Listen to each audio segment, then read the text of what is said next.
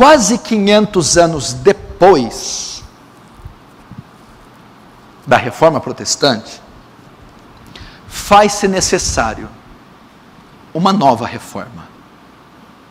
A igreja de hoje, a igreja contemporânea moderna, a igreja do século 21, também perdeu a sua forma. Nós estamos vivendo uma deforma tão grande, que faz a idade das trevas, a Idade Média, o século 15 e 16, serem meio-dia.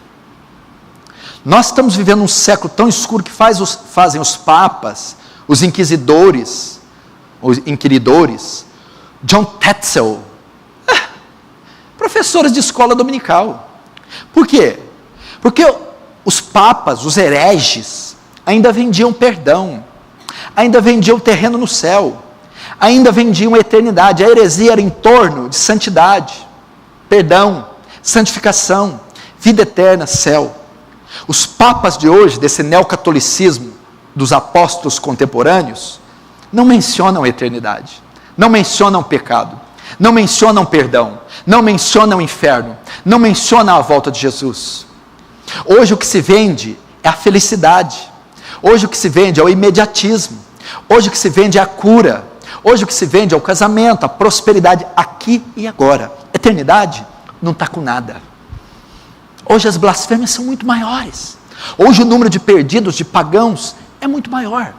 Hoje as igrejas neopentecostais, elas têm que ser chamadas de seitas, são seitas neopentecostais. Se você frequentar um culto mormon, um culto das Testemunhas de Jeová, um culto da Ordem Rosecruz, um culto de William Branham, um culto espírita, ou até uma missa ortodoxa, você vai encontrar muito mais temor, pudor, muito mais seriedade e reverência do que nesses centros de bruxarias neopentecostais. São seitas, se desviaram da verdade, são doutrinas de demônios, espíritos enganadores. A igreja está passando por uma terrível deforma. Você sabe que nos últimos 10 anos, o ateísmo tem crescido muito. O ateísmo cresceu uma porcentagem muito alta. O que é o ateísmo?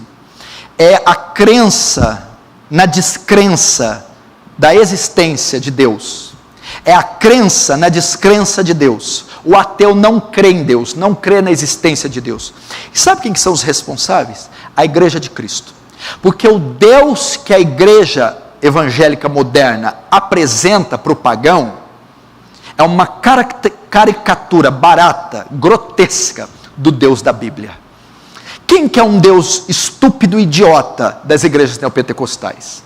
Quem que é um Deus fanfarrão, gordo, vestido de vermelho, que diz ho ho e que sai dando presentes para todo mundo? O Deus da igreja moderna é uma piada.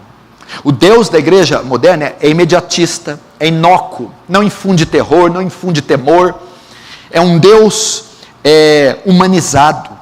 Por conta de apresentar esse Deus, esse evangelho da prosperidade, por conta do testemunho cristão ser uma aberração, aumenta o número de desigrejados, o número de desviados e o número de ateus. Ninguém quer o Deus da igreja neopentecostal, ninguém quer o Deus da igreja carismática, ninguém quer o Deus da igreja contemporânea, ninguém quer o padrão escandaloso, doente, psicodélico, febril dos neopentecostais. Então vai tender a haver uma rejeição ao cristianismo contemporâneo.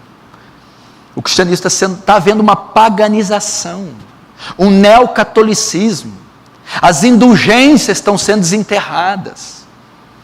Os novos papas estão surgindo na figura dos apóstolos, com a sua infalibilidade, com a sua inerrância, com a sua canonização dos seus escritos, com as suas peregrinações, com as suas observâncias nas suas relíquias.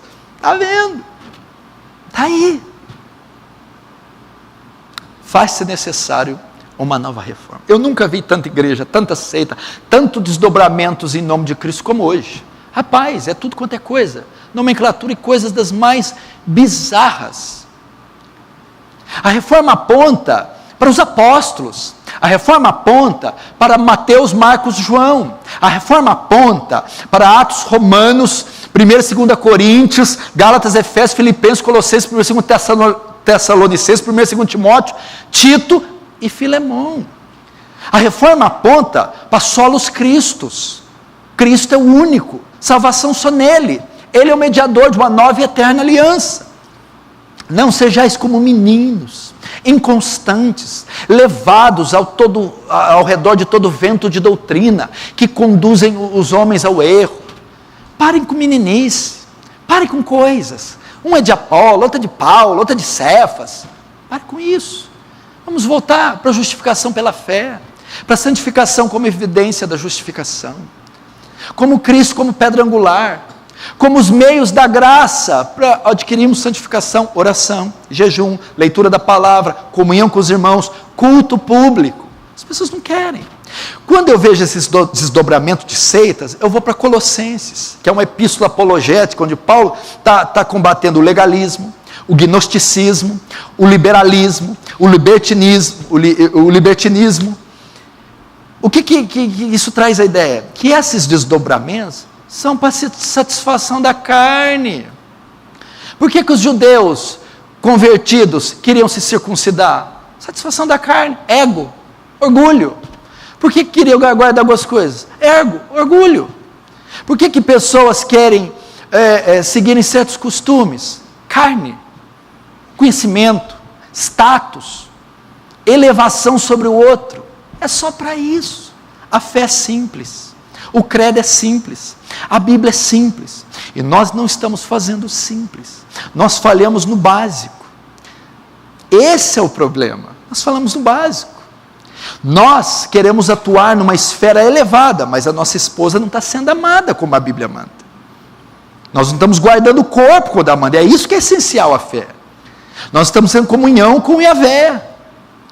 Nós estamos dando a outra face. Nós estamos cumprindo o Sermão do Monte. Pronto. Pega o Sermão do Monte. É o Sermão do Monte.